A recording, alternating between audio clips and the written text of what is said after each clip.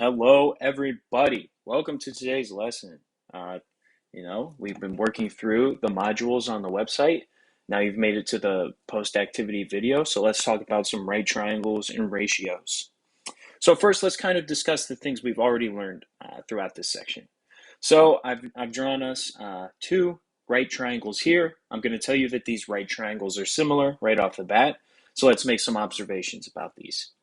So what we learned is that when we have right triangles, the sides that correspond to each other, when divided, all have the same ratio. So if we take, for example, this side divided by this side, so 9 divided by 3, it equals this side divided by this side, which is 15 divided by 5, and it also equals this side divided by this side, or 12 divided by 4.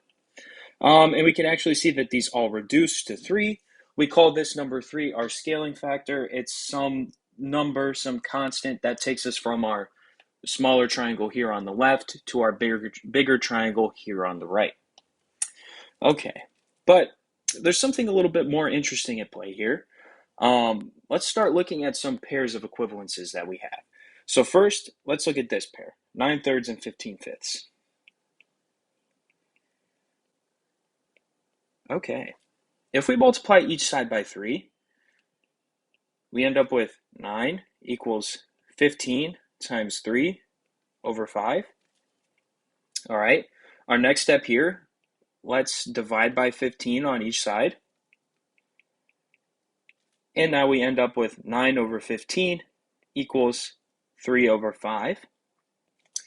Okay, cool. Why is this interesting?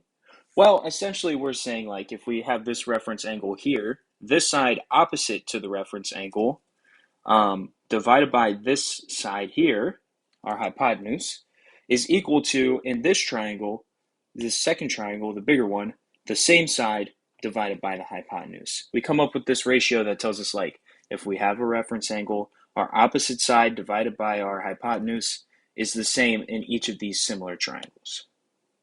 Okay, cool. But it doesn't just stop there. Now let's take a different pair of equivalences. Let's take 12/4 and 15/5. If we repeat the same process, we'll end up with 12 over 15 equals, and I miswrote something, this should be 15/5. 12 over 15 equals 4 over 5. Okay. So we contextualize this to our triangle, again with the same reference point. Now we're saying that this side here, adjacent to our reference angle, divided by our hypotenuse in our smaller triangle, is the same as this side here, adjacent to our reference angle, divided by our hypotenuse in our larger triangle. Interesting. Now finally, we have one more pair of equivalences here. We have 9 over 3 equals 12 over 4. Okay, we do a similar sort of pattern here, reducing things, moving around equivalences, and we end up with 9 over 12 is equal to 3 over 4. All right, let's go back to our triangles. Again, with this reference angle in mind, we ask ourselves, where's 3? Well, 3 is opposite, and 4 is adjacent to our reference angle. So we're saying the opposite over adjacent in our small triangle is equal to opposite over adjacent in our larger triangle. Okay, now I know some of you may not be convinced, but Matt, you cherry-picked these examples for us. Of course it's going to work. You picked it to be this way. Well, just so you guys believe me a little bit more, I actually went and I pulled some of your examples, one example from the class, and I'm going to use these ratios and show you that they hold for this set of similar right triangles as well. Okay, so first, let's write our equivalences. So we know that this side divided by this side, 12 divided by 6, has to equal this side divided by this side, 20 divided by 10, and this side divided by, this side divided by this side, 16 divided by 8, has to equal both of these things, and we can see that this is 2. That's our scaling factor to get from our small triangle to our large triangle. Okay, great. Now we take things in pairs. We take 12 over 6 equals 20 over 10. Multiply each side by 6. Okay, then we have 12 equals 20 times 6 divided by 10. And we divide each side by 20.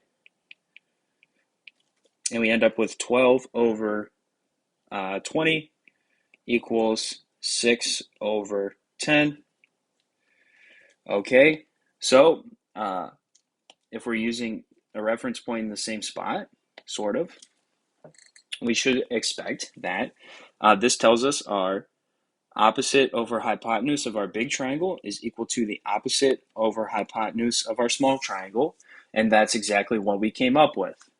All right, so now we take 12 over 6, and we take 16 over 8, right? Just grab a different pair, doesn't really matter.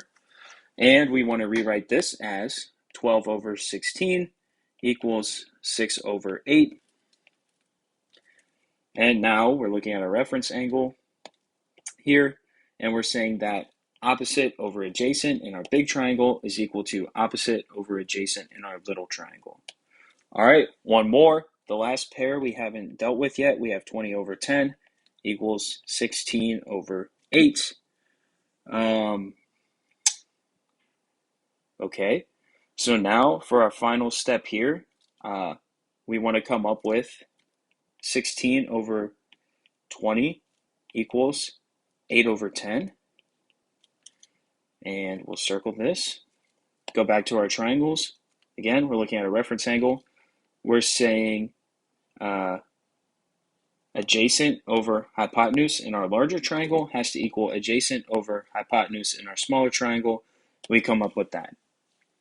All right, at surface value, these things may not be particularly interesting right now, but as we move into the next section of our unit, we're going to start talking about trigonometry, things like sine, cosine, and tangent, and these ratios will become very important. They'll tell us some things about the triangle that we want to know.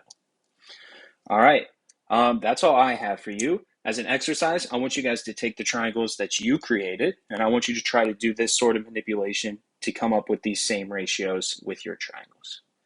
All right, everybody, have a great day.